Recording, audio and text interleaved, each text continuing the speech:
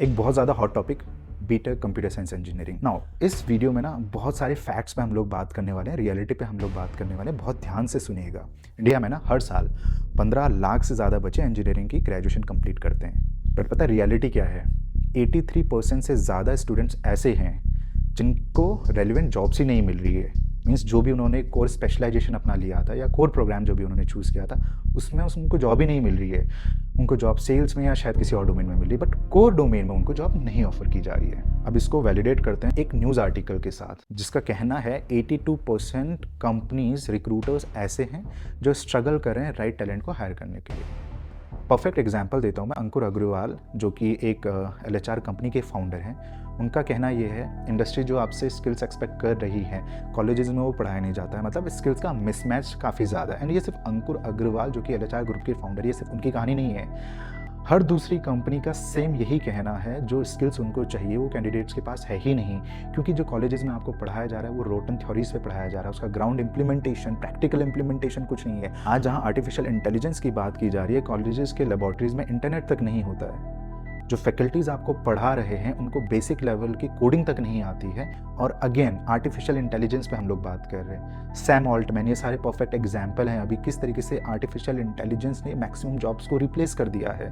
And 2030 तक maximum jobs replaced हो जाएंगे। जो अभी रिप्लेस नहीं हुई हैं ये सारी जॉब्स भी रिप्लेस्ड हो जाएंगी। आपने ये न्यूज़ ज़रूर सुनी होगी, ओरेकल ने 30,000 से ज़्यादा एम्प्लॉय को ले ऑफ किया। बट ये सिर्फ ओरेकल की बात नहीं है, मैं आपको डेटा एंड फैक्ट्स के साथ इस बात को भी वैलिडेट करवा देता हूँ।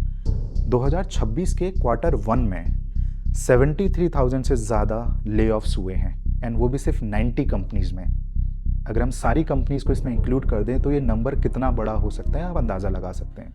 अब आते हैं यार इस वीडियो के मेन पार्ट पे। यूट्यूब पे ना बहुत सारे वीडियोस बनी, अभी तो बाढ़ सी आ गई है जब से जेईई का रिजल्ट आया है। बहुत बड़े बड़े कोचिंग सेंटर जिन पे स्टूडेंट्स बहुत ज़्यादा ट्रस्ट करते हैं, यूट्यूब रिव्यू करने वाले भैया दीदी एंड बहुत सारे अदर क्रिएटर्स एज वेल। बहुत सारी वीडियोस बनाई इन्होंने। Top BTech college, best BTech college, average package 8 lakh, 9 lakh, 10 lakh, highest package 50 lakh, 1 CR, 2 CR। आप ना इनसे कुछ क्वेश्चन ज़रूर पूछिएगा। ये जो आप लोग 8 लाख, 9 लाख, 10 लाख का average package, median package claim करते हैं अपनी वीडियोज़ में, इसको आप कहाँ से वैलिडेट करते हैं? इसका रीज़न ये है, पब्लिक डोमेन में डेटा अवेलेबल नहीं है। मतलब ये जितने भी कॉलेजेस हैं मैक्सिमम इनमें से डेटा डिस्क्लोज ही नहीं करते हैं। किसी भी तरीके से आपको पब्लिक डोमेन में इनका डेटा अवेलेबल ही नहीं मिलेगा। अब जब पब्लिक डोमेन में डेटा अवेलेबल ही नहीं है, आप उसको वैलिडेट ही नहीं कर सकते हैं, तो जो यह क्लेम का वैलिडेशन आप अपनी वीडियोज़ में देते हैं, या आप किस बेसिस पे देते हैं, कौन सा कैलकुलेशन यूज़ करते हैं? एंड जो भी स्टूडेंट्स इस बात को अच्छे से समझ जाएंगे उनको ये बात भी समझ में आ जाएगी कि इन वीडियोस की ग्राउंड रियलिटी कुछ नहीं है। अब बढ़ते हैं इस वीडियो के लास्ट वाले पार्ट पे, वो है सोल्यूशन। हमने प्रॉब्लम स्टेटमेंट्स पे बात कर ली, अब इसका सोल्यूशन क्या है? सी अगर मैं प्रैक्टिकली बात करूँ तो बहुत डिफिकल्ट है ये आइडेंटिफाई कर पाना कि इनमें से कौन सा कॉलेज अच्छा है एंड कौन सा कॉलेज अच्छा नहीं है। एकमात्र तरीका है वो है डेटा ड्रिवन मैथमेटिकल अप्रोच। अब ये डेटा ड्रिवन मैथमेटिकल अप्रोच क्या होता है, मैं आपको एक एग्जाम्पल के साथ समझाता हूँ। फॉर एग्जाम्पल आपके पास 20,000 रुपये हैं एंड आपको 20,000 रुपये इन्वेस्ट करना है। आपको शेयर मार्केट में इन्वेस्ट करना है, आपको FDs में इन्वेस्ट करना है, या आपको किसी भी तरीके का इन्वेस्टमेंट करना है। तो आप कैसे इन्वेस्ट करेंगे? 3 साल, 4 साल, 5 साल के डेटा को एनालाइज करके आप इन्वेस्ट करेंगे, राइट? आप पास्ट डेटा से फ्यूचर प्रिडिक्शन करने की कोशिश करेंगे। वो 100% सही तो नहीं होगा, लेकिन काफ़ी हद तक वो सही होगा। उसी के बेसिस पे आप फर्दर इन्वेस्टमेंट कर सकते हैं। नाउ सेम अप्रोच आपको यहाँ पे भी कंसिडर करना है। जो भी यूट्यूब वीडियोज़ में आपको कॉलेजेस सजेस्ट किए जा रहे हैं, या जो भी काउंसलर्स आपको अपफ्रंटली कनेक्ट करें कॉलेज के, कंसल्टेंसीज के, आपको उनसे 2-3 क्वेश्चंस पूछने हैं। क्वेश्चन नंबर 1, आपका बीटेक CAC या जो भी प्रोग्राम आप कंसिडर करना चाह रहे हैं उसका टोटल इनटेक कितना था? सेकंड क्वेश्चन इज आप कितना परसेंट प्लेसमेंट्स क्लेम कर रहे हैं? अब वो जो भी परसेंटेज ऑफ प्लेसमेंट्स क्लेम कर रहे हैं उसके अगेंस्ट आपको डेटा मांगना है। एटलीस्ट 3 सालों का आप उनसे डेटा मांगे, एंड जो भी वो क्लेम कर रहे हैं प्लेसमेंट्स उसका 50% स्टूडेंट्स का डेटा आपको शेयर किया जाए। एंड वो फॉर्मेट कुछ इस तरीके से होना चाहिए, नेम ऑफ द स्टूडेंट, किस कंपनी में उसका प्लेसमेंट हुआ, उसको क्या प्रोफाइल दी गई, एंड अगर पैकेज भी डिस्क्लोज कर देते हैं वेल एंड गुड, नहीं भी करते हैं तो ये मैंडेटरी नहीं है।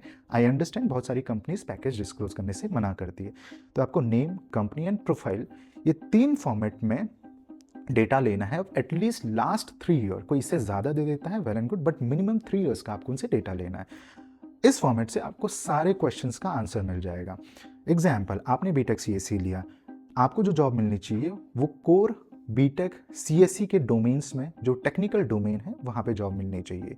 तो इससे आपके ये क्वेश्चन का आंसर भी मिल जाएगा कि कहीं सेल्स में तो प्लेसमेंट नहीं दिया जा रहा या किसी और प्रोफाइल में तो जॉब नहीं दी जा रही है। इन्हीं कुछ 3-4 पैरामीटर्स से आप किसी भी कॉलेज को फाइनलाइज कर पाएंगे। बिना डेटा के आप डेफिनेटली किसी भी डिसीजन पे ना आए। इससे बेहतर है आप एडमिशन ना लें, आप अपने आप को अपस्किल करें, या अगर आप एडमिशन लेते भी हैं तो कम से कम पैसा आप अपनी डिग्री पे इन्वेस्ट करें एंड ज़्यादा से ज़्यादा पैसा अपने आप को अपस्किल करने में यूज़ करें। एंड शेयर करें इस वीडियो को उन सारे स्टूडेंट के साथ जो 2026 में इंजीनियरिंग करने का प्लान कर रहे हैं।